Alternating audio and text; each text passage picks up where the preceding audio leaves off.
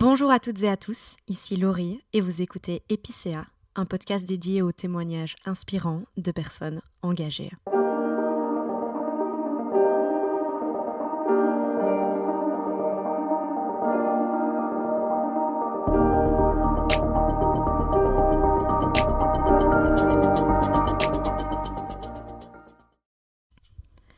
Bonjour à toutes et à tous, je suis ravie de vous retrouver pour un nouvel épisode, une nouvelle note vocale, la première de la saison 7, parce que c'est le premier épisode de la saison 7 aussi.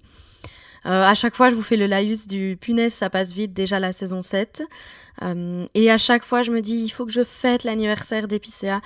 Et à chaque fois, je prends pas le temps, mais je vais vous le dire, comme ça va me forcer. On fêtera du coup les 4 ans d'Épicéa l'année prochaine. Mais comme ça me laisse du temps pour l'organiser. Mais vu que je vous l'ai dit, je me sentirai obligée. Sinon là, je prends mon micro pour vous faire cette note vocale installée confortablement dans mon canapé, juste avant de partir pour un week-end dans les Vosges entre copines. Donc un week-end au vert, ça va me faire du bien parce que je suis assez occupée pour le moment, notamment par notre projet The Bridge. Je crois que je vous en ai jamais parlé par ici, mais du coup avec Adélaïde, Lucie et Chloé, qui sont déjà toutes passées sur le podcast, donc vous pourrez aller écouter leurs épisodes pour savoir qui elles sont. On a cofondé une ASBL, une ONG en fait, qui s'appelle The Bridge, dont le but est de faire le pont entre les citoyens et citoyennes et les politiques environnementales, notamment au niveau européen. Le tac-tac-tac que vous entendez, c'est Lucky qui vient à côté de moi pour enregistrer l'épisode. Coucou mon cœur. Et donc on a cofondé The Bridge ensemble il y a quelques mois, un peu plus d'un an même maintenant. On a fêté son lancement en mai dernier et c'est vrai que je pense que je vous en ai jamais parlé ici, mais donc comme je disais, le but c'est vraiment de décrypter la politique environnementale européenne parce qu'en fait 80% de la politique environnementale a lieu au niveau européen et donc le but c'est de décrypter vraiment la politique européenne pour que ça devienne digeste et que les gens puissent agir parce qu'en fait on part du principe que c'est pas normal en fait que les commissaires, les eurodéputés, les fonctionnaires européens fassent leur popote dans leur coin. Ça impacte notre vie, la vie des citoyens et citoyennes européens et même du monde entier de manière générale. Et que nous, en fait, on puisse pas impacter leurs choix et leurs décisions qui impactent tout de notre vie. Parce que l'environnement, en fait, ça impacte toute notre vie. C'est l'agriculture, c'est ce qu'on mange, c'est la pollution des sols, c'est ce qu'on boit, c'est la pollution de l'air, c'est ce qu'on respire. Mais c'est aussi des politiques qui sont bien plus larges sur tous les produits qu'on achète, comment fonctionnent les industries, comment elles sont responsables, comment elles doivent être responsables d'un point de vue droit humain, d'un point de vue environnemental. En fait, ça brasse vraiment tous les pendants de notre vie. Et donc, en fait, c'est ultra important, même d'un point de vue purement démocratique, qu'on ait notre mot à dire sur ce fonctionnement et sur ce qu'ils font, les décisions qu'ils prennent. Et donc, en fait, c'est à ça qu'on sert. Bon, si vous me suivez depuis un moment, vous savez qu'en fait, c'est ça qu'on fait depuis un moment. Mais là, on l'a vraiment formalisé et donc, on a créé The Bridge, dont vous n'entendrez pas parler ultra souvent parce que ça reste nous quatre, vous nous connaissez et ce sera ça reste nous qui allons continuer de communiquer vers vous et de vous mobiliser et d'essayer de faire bouger les choses ensemble. Donc pour vous, ça va pas changer énormément, mais pour nous, c'était quand même une énorme étape parce que qui dit lancement d'une ASBL dit levée de fonds pour la faire fonctionner, qui dit aussi lancement d'une ASBL dit comptabilité. D'ailleurs, j'ai passé toute ma matinée à faire de la comptabilité pour notre projet de Bridge. Je l'imagine que vous savez également que les filles donc Lucie et Adélaïde sont actuellement sur un bateau en direction de la COP30, donc ça c'est aussi un projet de notre ASBL au Brésil, et donc voilà, il y a énormément de choses administratives à gérer là-dessus, et donc je passe aussi beaucoup de temps à faire toute la gestion derrière, le truc un peu moins sexy, mais voilà, il faut que ça se fasse.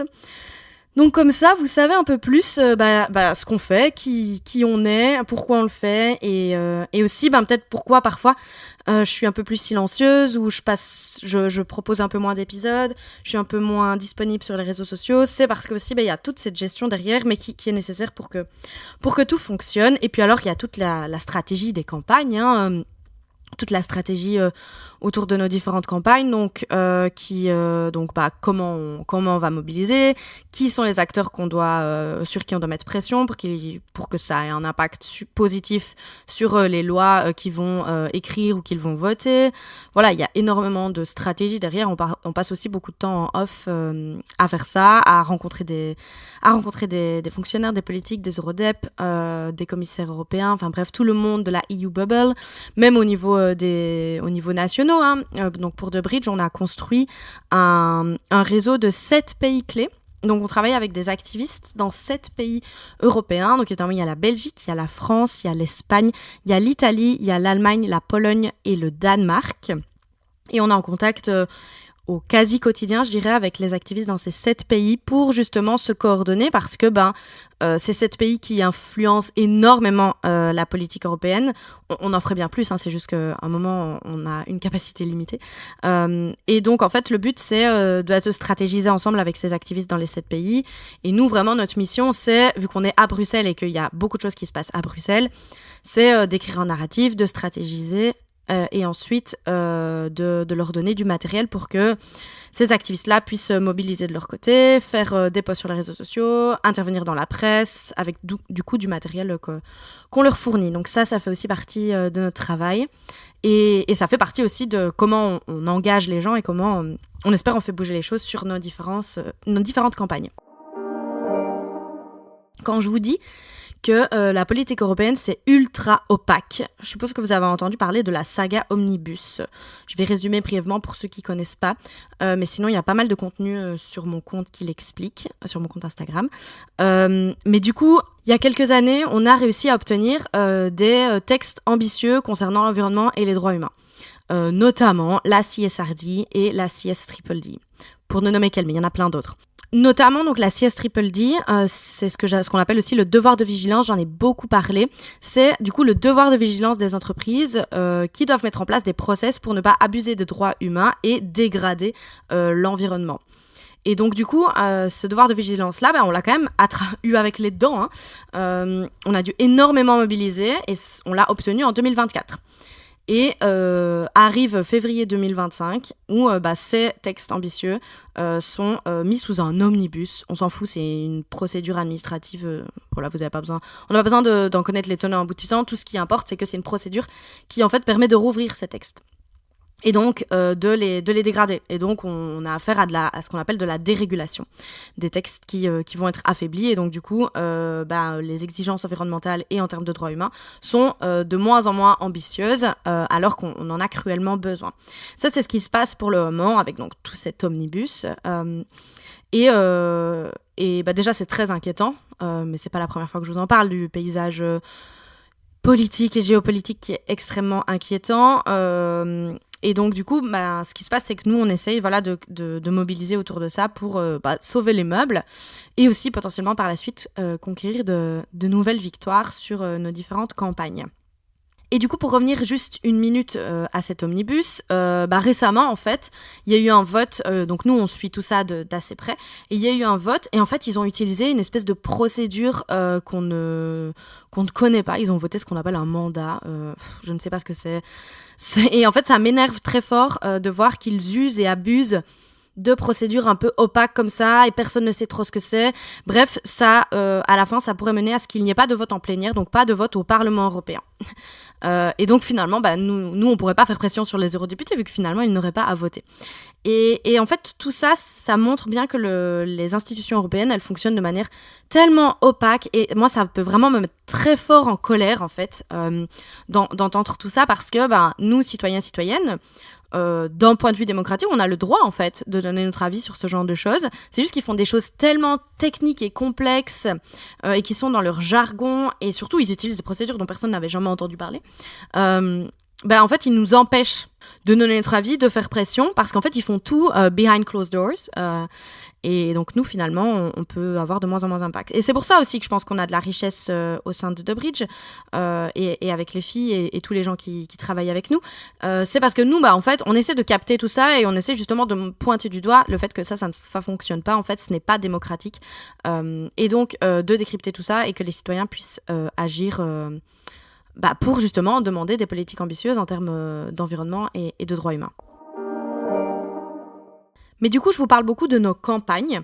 Et donc, en effet, on travaille beaucoup sur la dérégulation, donc lutter contre la dérégulation et maintenir des politiques ambitieuses. Et ça, c'est énormément de travail. D'ailleurs, au sujet de la dérégulation, je vais participer à la soirée Le Tournant en live à l'ULB le 12 novembre. Si vous écoutez cet épisode avant le 12 novembre, vous pouvez vous inscrire, c'est gratuit. Et venir nous voir, on sera nombreux, je pense, et ça va être sympa. Et on va parler de tout ce dont je viens de vous parler depuis plusieurs minutes, là. Si vous écoutez cet épisode après le 12 novembre, il sera disponible sur le podcast de Arno Reussen, Le Tournant. Et donc, vous pouvez aller réécouter ce qui s'est dit si ça vous intéresse. Donc ça, c'est vraiment tout le travail qu'on fait sur la dérégulation. En gros, sauver les meubles.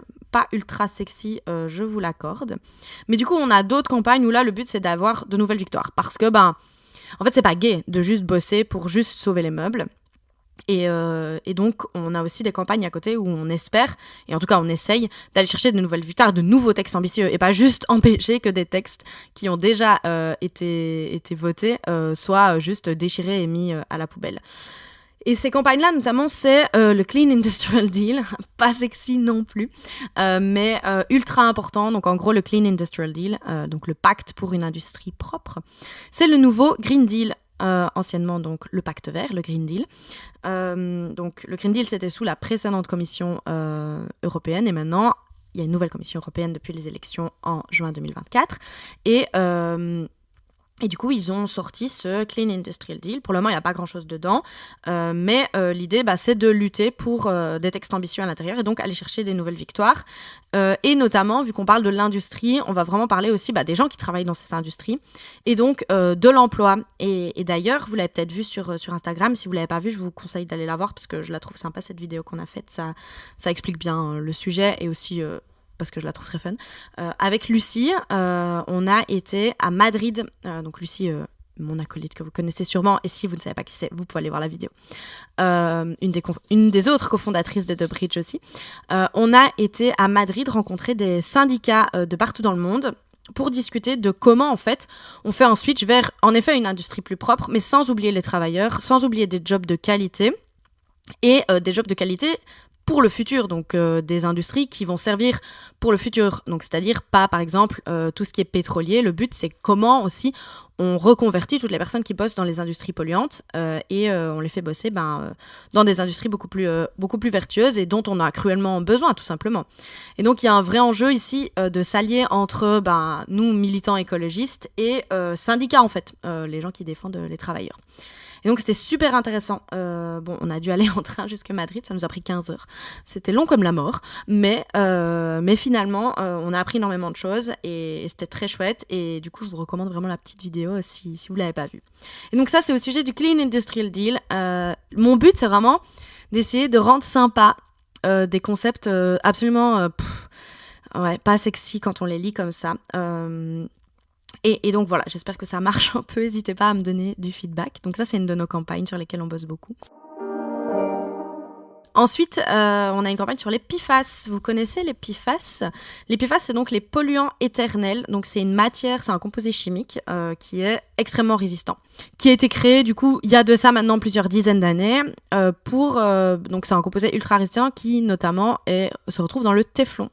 Donc il y a eu un gros scandale aux États-Unis à ce sujet il y a plusieurs dizaines d'années et parce qu'en fait, il y a une énorme contamination de l'environnement, de toutes les eaux, les sols.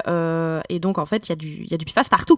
Vous en avez dans votre sang, j'en ai dans mon sang. C'est extrêmement inquiétant. Et en fait, il y a une solution à ça, c'est interdire la mise sur le marché des PFAS, interdire les industries que les industriels utilisent des PFAS. Et donc ça, c'est une campagne pour laquelle on se bat vraiment pour avoir une interdiction parce qu'en fait, il y en a vraiment dans tous vos objets du quotidien, mais surtout il y en a que vous ne voyez pas en fait, qui est utilisé dans l'industrie, mais in fine qui finira quand même dans les eaux usées et donc dans nos sols, dans nos eaux et donc in fine dans ce qu'on mange, dans ce qu'on boit et donc dans nos corps. Et en fait, ces PFAS, ils sont ultra résistants, comme on dit, des polluants éternels, donc ils vont rester là. C'est super difficile de s'en débarrasser. Donc il est vraiment urgent de couper à la source et ensuite de nettoyer le carnage. Et les PFAS, en fait, ce sont des composés qui sont ultra dangereux pour la santé. On le voit par exemple sur le développement de l'enfant, sur toutes les maladies hormonales, mais aussi ça augmente les risques de cancer, notamment le cancer du sein, le cancer de la prostate. Et donc ça a vraiment un vrai impact sur la vie des gens, la vôtre, la mienne. Et donc le but, c'est... encore une fois, ça n'a pas l'air sexy comme ça, comme sujet, mais c'est ultra important. Et donc nous, on a une campagne, vous avez sûrement dû voir du contenu sur mes réseaux et sur plein de réseaux d'ailleurs, parce que le but c'est vraiment que ça inonde, que tout le monde soit informé sur ce que c'est les PFAS et comment on lutte collectivement pour une interdiction finalement. Et donc, on a cette campagne-là et on espère obtenir une interdiction en 2026. En tout cas, on aura besoin de vous pour l'avoir. Et vous savez aussi mon amour ou ma haine, je ne sais pas, pour l'industrie textile. Donc évidemment, moi, j'essaye toujours de lier tout ça à l'industrie textile parce que la mode, pour moi, c'est vraiment un vecteur où on peut faire passer des messages. Tout le monde s'habille et la mode, en fait, l'industrie textile de manière générale, elle cristallise vraiment tous les problèmes de notre société. Donc il y a des PFAS dans vos vêtements, dans vos chaussures, en fait, dans tout ce qui va être matériaux résistants, matériaux Gore-Tex, matériaux déperlants, etc. Donc tous vos KW, toutes les matières techniques en fait. Il va y avoir des PFAS. Ça a un impact sur votre vie. Bref, tout ça pour dire que j'essaye toujours de croiser tout ce que je fais avec l'industrie textile parce que moi c'est vraiment un angle qui me passionne. Donc lutter pour les droits des travailleuses textiles, qui sont 85% des femmes, et pour avoir une mode éthique, fun, durable, mais qui respecte les droits humains et l'environnement de manière générale. Et donc, on travaille aussi sur la campagne Speak Volumes, qui en fait est une campagne qui est un peu liée au devoir de vigilance dont je vous parlais juste avant, qui voudrait obliger les entreprises à publier le nombre d'articles qu'elles vendent tous les ans. Et je vais bientôt sortir une vidéo, à mon avis, quand vous écouterez cet épisode, elle sortira plus ou moins en même temps, sur le sujet, pour qu'on interpelle tous collectivement les grandes marques qu'on connaît pour qu'elles publient le nombre d'articles qu'elles vendent par an, parce que, en fait, actuellement, elles ne le font pas, quoi. Donc c'est fou, on ne sait pas combien d'articles textiles sont vendus par an. On a des estimations, mais en fait, il y a des trous énormes. Et donc, du coup, ici, l'idée, c'est vraiment de mettre pression sur ces marques en disant, speak volumes, donnez-nous les volumes, en fait. Combien d'articles vous vendez par an et en fait, parce que du coup, si on veut pouvoir se mettre des objectifs de réduction, il faut aussi savoir de combien on démarre, en fait. Et donc, évidemment, ça arrange bien ces boîtes de ne pas publier les chiffres, parce que comme ça, elles peuvent nous dire qu'elles ont réduit, mais nous, on ne peut pas vérifier. Et donc, on sait qu'on est inondé de textiles jetables et de petits tops à 5 balles et de t-shirts à 3 balles et de fringues qui ne vivent pas longtemps à cause de leur basse qualité. Mais en fait, on ne sait pas exactement combien. On sait qu'on est inondé. On sait qu'il y a des plages, notamment au Ghana, à Accra, en Afrique, qui sont remplies de déchets textiles.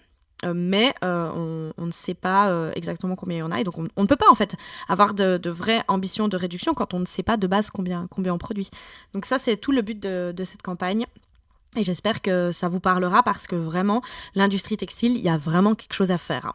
Et d'ailleurs, quand j'en parle, donc quand je dénonce en fait ce que fait l'industrie textile, donc les grandes marques, vous connaissez, les Shein, les H&M, les Zara, les Primark, les Mango, les C&A, enfin bref, vous les connaissez. À chaque fois en fait que je dénonce quelque chose que ces marques font, parce que vraiment, elles ont toutes les tares du monde, ces marques, elles sont vraiment diaboliques. Il y a toujours des gens pour me dire oui, mais les marques, elles sont toutes les mêmes. En fait, ça m'énerve parce que c'est pas vrai. Non, les marques, elles sont pas toutes les mêmes. Alors oui, ces grosses marques-là, vraiment, elles concentrent tout ce qu'il y a de plus mauvais dans notre société. Mais en fait, il y a plein de marques qui font bien le job. Et en fait, dire les marques font toutes les mêmes, du coup, c'est une sorte de fatalité, une sorte d'immobilisme. Donc finalement, on fait plus rien, vu que de toute façon, les marques, elles font rien de bien. Donc vas-y, on fait rien non plus et on continue de les acheter parce que de toute façon, il n'y a pas d'autres... et on leur demande rien de plus parce que de toute façon, on sait pas faire mieux. Et en fait, ça entretient cet immobilisme et ça m'énerve. Parce que non, on peut agir là-dessus, on peut demander aux marques de faire mieux, on peut leur mettre pression, ça marche, on a eu des victoires, on a gagné des choses, on a mis en place des processus, on peut continuer en fait, on a fait retirer des pubs de Chine sur le trap de la Stib, on a eu une loi pour la restauration de la nature, on a eu des victoires, il faut se le rappeler, et des victoires d'ampleur. Et donc en fait non, l'immobilisme ça suffit vraiment, on arrête de se dire que toutes les marques sont les mêmes, toutes les marques sont mauvaises, non, il y a des boîtes qui font bien le job, souvent c'est des plus petites boîtes boîtes qui ont moins de moyens, donc qui sont moins visibles. Mais n'hésitez pas à fouiller parce qu'il y en a. Et surtout, moi, j'ai une story à la une sur Instagram, vous pouvez aller voir, où il y a plein de chouettes marques. Et c'est absolument pas exhaustif, il y en a plein. Juste, un moment, ça demande un peu de conscience personnelle aussi, de se renseigner sur, ok, j'ai besoin d'un nouveau maillot. Ben en fait, je vais l'acheter chez Gaia Skin, par exemple. Je vous donne, c'est pas un placement de produit, je suis pas du tout payée, mais je vous donne un exemple comme ça parce que c'est une marque française qui fait bien le job, qui utilise de l'Econile, c'est fabriqué en Europe, voilà. Et en fait, cette réflexion-là, on peut l'avoir à chaque fois qu'on commet un acte d'achat. Et donc vraiment se dire que les marques sont toutes les mêmes, je ne veux plus entendre ça, comme je ne veux plus entendre ça des politiques en fait, parce que du coup ça entretient cet immobilisme que de toute façon on ne peut rien faire contre cette classe politique nulle. Et en partie je suis d'accord avec vous, mais à un moment si on s'avoue vaincu comme ça et qu'on n'a plus d'espoir, mais on va droit dans le mur. Et ici, en fait, ce que je veux partager sur Epicéa et ce qu'on fait avec The Bridge et de manière générale, tout ce que je fais au quotidien, c'est le contraire de l'immobilisme. Et donc vraiment, entendre ces phrases de fatalité telles que ils sont tous les mêmes, elles sont tous les mêmes, qu'est-ce qu'on y peut ? Oui, on y peut, on peut faire bouger les choses. On a la force du nombre. Eux, ils sont que quelques-uns. Ces marques, en fait, oui, il y en a des centaines, mais nous, on est des milliards peut-être à vouloir que les choses changent. Et il faut vraiment reprendre notre pouvoir et sortir de notre immobilisme et de penser qu'on est incapable de faire changer les choses. C'est pas du tout vrai. On le voit au fil de l'histoire, les grands changements de société ont eu lieu parce que des gens se sont mis ensemble, ils se sont organisés et ils ont fait bouger les choses. Et c'est exactement ce à quoi j'ai envie de participer, en tout cas moi. Mais je vois que ça fait déjà un moment que je vous parle, donc je pense que je vais arrêter cette note vocale ici. J'espère qu'elle vous aura donné un peu d'énergie. En tout cas, moi, je sens de l'énergie en parlant. Donc, j'espère qu'elle vous aura fait du bien aussi. Et puis sinon, on se retrouve bientôt avec d'autres épisodes un peu différents. Mais j'aime bien aussi notre petit rendez-vous de début de saison où c'est juste moi, assise dans mon canapé pendant une demi-heure avec mon micro qui discute avec vous. J'espère que cet épisode vous a plu. Si c'est le cas, n'oubliez pas de vous abonner au podcast. Si vous voulez réagir à nos propos, la section commentaires est faite pour cela. Ou alors, vous pouvez me retrouver sur Instagram sous le pseudo @goodmorninglo. On se retrouve dans 2 semaines pour un prochain épisode d'Epicéa et d'ici là, prenez soin de vous.